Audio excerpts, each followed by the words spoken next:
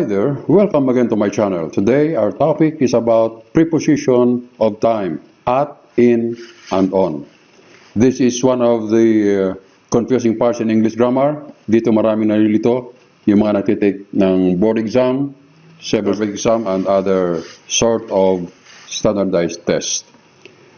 And this time, we are going to discuss how to use preposition of time at, in, and on. But before that, of course, if you are new in this channel, please don't forget to like, subscribe, and also click the notification bell in order to be updated with my next video. And of course, please share also. Alright, let us start. Preposition of time at. Let us start with this preposition at. Use at to indicate specific time. This is applicable when you are using the phrase at plus hours. Example, at 5 p.m. or at 7 o'clock. Example, the meeting starts at 5 p.m. today. Next, use at to indicate specific parts of a day. Example, at midnight. Example sentence, I always feel cold at midnight. Midnight here indicates specific parts of a day. Okay, next. At dinner. Example sentence, I was happy at dinner with my friends last night. Next. At sunrise. Example sentence, I enjoy doing exercise at sunrise. Next, at noon. Example sentence, he wants to take a nap at noon. Next, use at to indicate holidays without day. Say for example, at Christmas. Notice here, wala ritong kasukan na day. So pag Christmas lang, we are going to use the preposition at. Kapag may day, yan ay on na ang gamit. On Christmas Day. Example sentence, children enjoy watching shows at Christmas. Next example, at New Year. Now, use at to indicate expression of time. Example, at present. Example sentence, at present, I am still waiting for you. Next, at breakfast. Example sentence, observe proper etiquette at breakfast. Next example, at noontime. Example sentence, I want to rest and sleep at noontime. Next example, at the moment. Example sentence, I am going to call you at the moment I am free. Use at to indicate expression of time. For example, at the same time. Example sentence, you should be here at the same time tomorrow. Next, at this juncture. Ito madalas ginagamit sa mga program. This expression. Example, at this juncture, we would like to present our guest speaker. Now we are going to proceed with the preposition of time in. How to use in as preposition of time? Number one, use in a phrase in plus parts of day. Say for example, in the morning. Morning here is the part of day. Okay, example sentence, wait for my call in the morning. Another example, in the afternoon. We will report today in the afternoon. Next, in the evening. Example sentence, I don't want to be alone in the evening. Do not use on here. Ito ay in lang talaga. Kasi we are using part of day. Okay, next, use in plus months. Example, in January. Okay, example sentence, the deadline for the submission of projects is in January.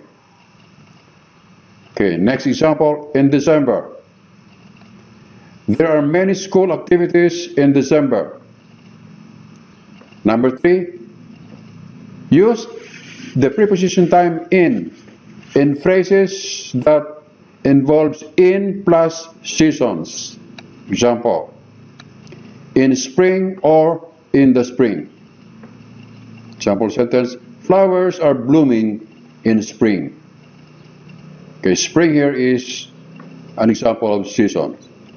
Next, the leaves of the trees are falling in the fall. Next, in autumn or in the autumn. And then another example is in the winter. My parents can't bear the freezing temperature in the winter.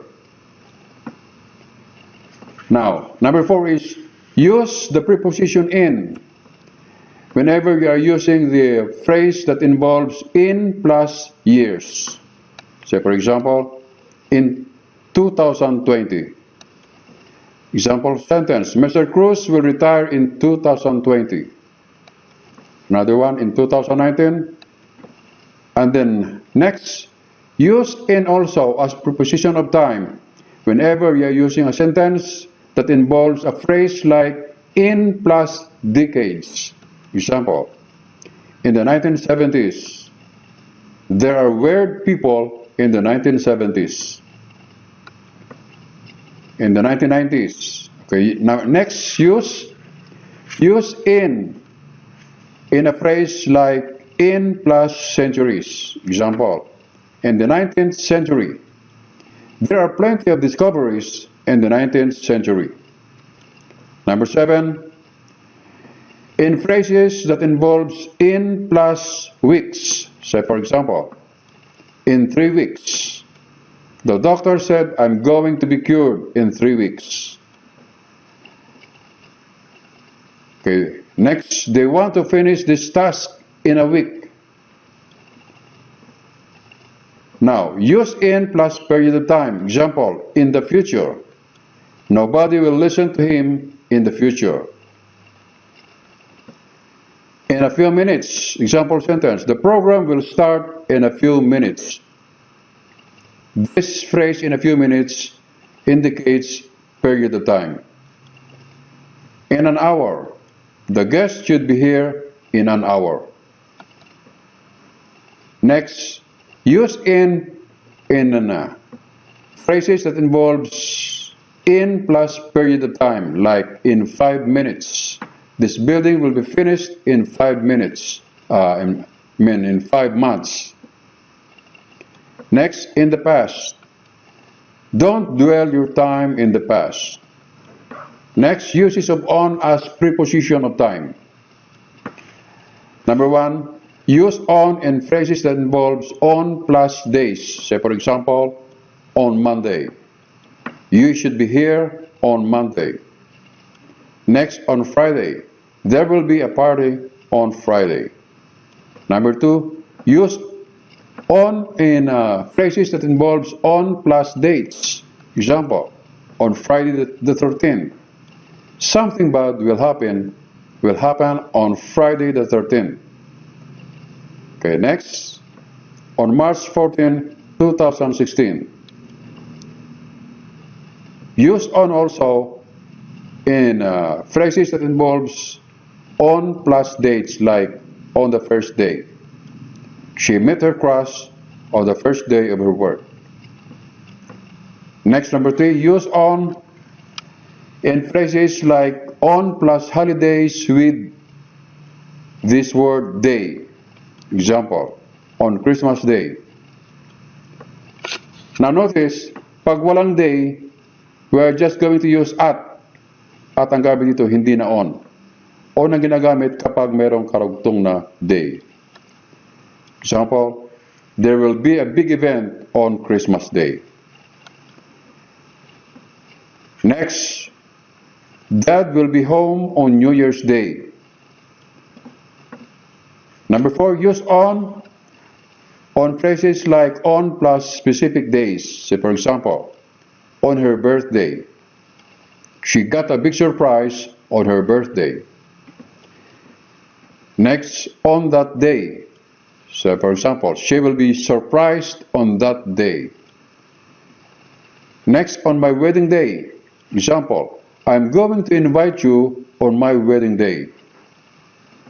And number 5, use on plus day plus part of day. Say for example, on Tuesday evening.